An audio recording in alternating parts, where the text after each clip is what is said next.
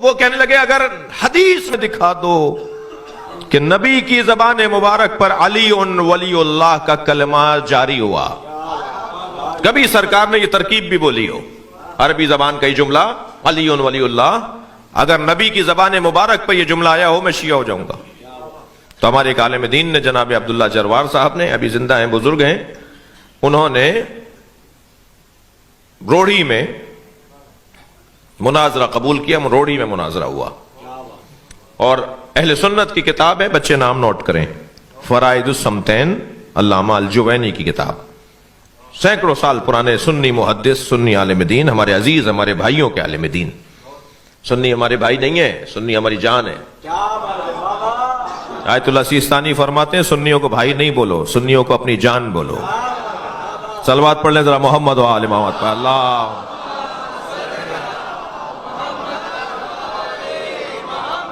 ہم اس ملک میں سنی شیعہ ہم سب ساتھ رہتے ہیں، مجلسوں میں بھی سب آتے جاتے ہیں۔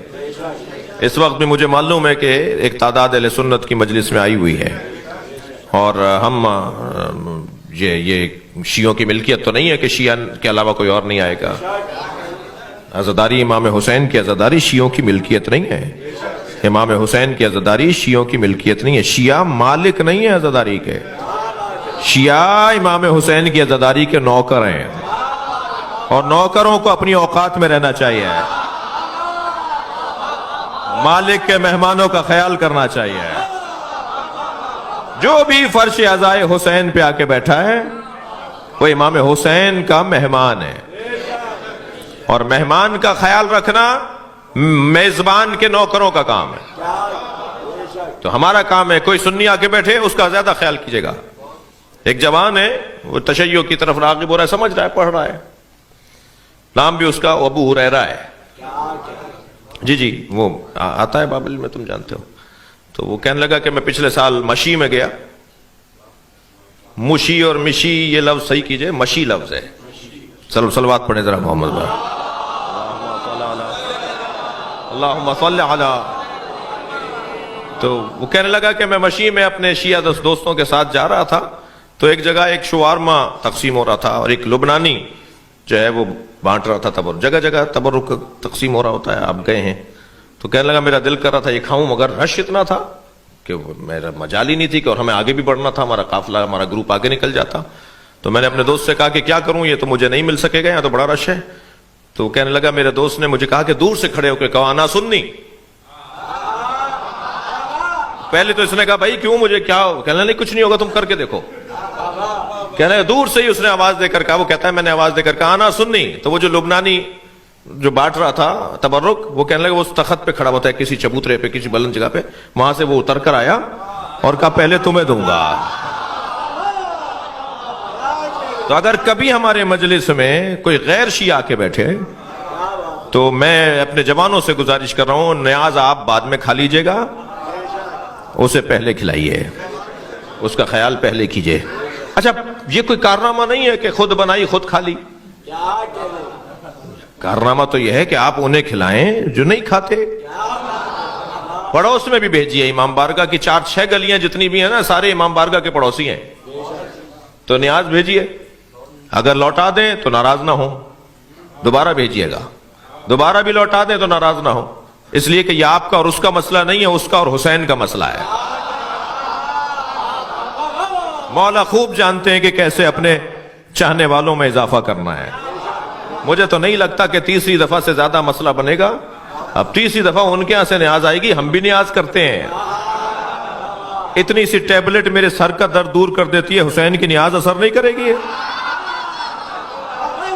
حسین کا شربت اور شبیل اثر نہیں کرے گا؟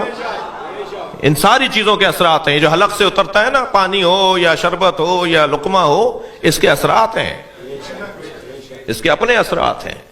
ویسے اللہ کا کام بڑا نرالا ہے، جو لوگ نیاز نظر کو نہیں مانتے، جو سبیلوں کو نہیں مانتے، جو کالے کپڑوں کو نہیں مانتے، جو قبروں پہ جانے کو نہیں مانتے، اللہ نے سب سے منوا لیا ہے۔